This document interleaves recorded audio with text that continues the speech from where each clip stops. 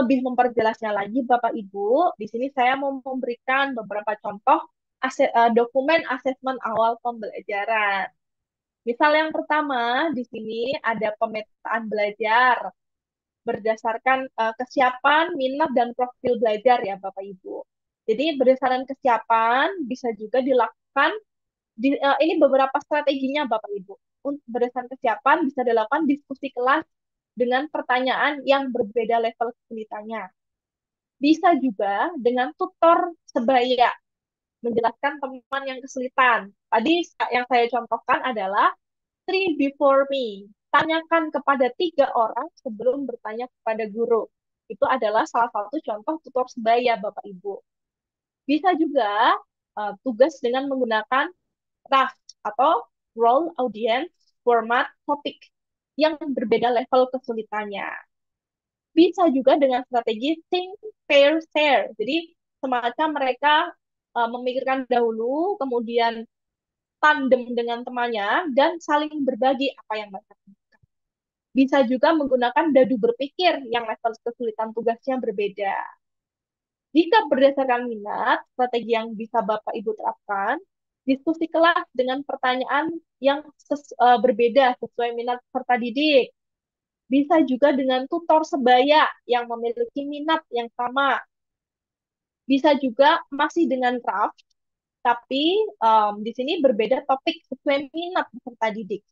Bisa juga menggunakan jigsaw atau dibagi dalam beberapa kelompok dan ada expert sesuai dengan minat mereka masing-masing.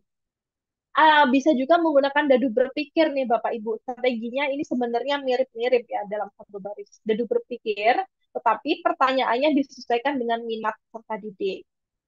Jika berdasarkan profil belajar dan Bapak Ibu mau menggunakan diskusi, bisa menggunakan diskusi kelas dengan chatting di media online, dengan podcast, talk show, atau mungkin Instagram live streaming, YouTube live streaming ya. Jika zaman sekarang kan sudah lebih maju teknologinya.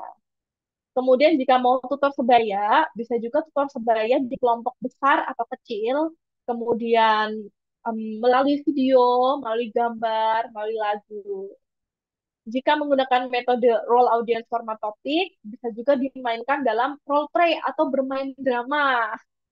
Lalu bisa juga menggunakan pameran berjalan atau gallery walk. Dan bisa juga menggunakan dadu berpikir yang berbeda tugas berdasarkan modalitas belajar siswa, auditory, visual, kinestetik. Contoh lagi Bapak Ibu, di sini ada contoh asesmen kesiapan murid mata pelajaran prakarya Bapak Ibu. Jadi kita kategorikan kesiapan murid menjadi 3 kategori. Kesiapan awal, menengah, dan lanjut. Kesiapan awal, ini sebagai contoh, kita punya rubrik, oh dia gambarnya seperti ini. Misal bagaimana dia menggunakan warna, bagaimana teknik dia mewarnai, atau bagaimana teknik memadu-madakan warna.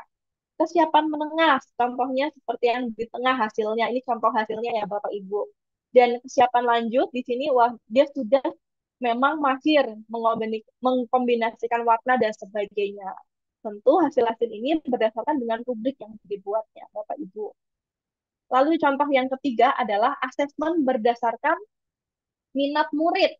Di sini contohnya adalah guru membagikan Google Form, Bapak Ibu.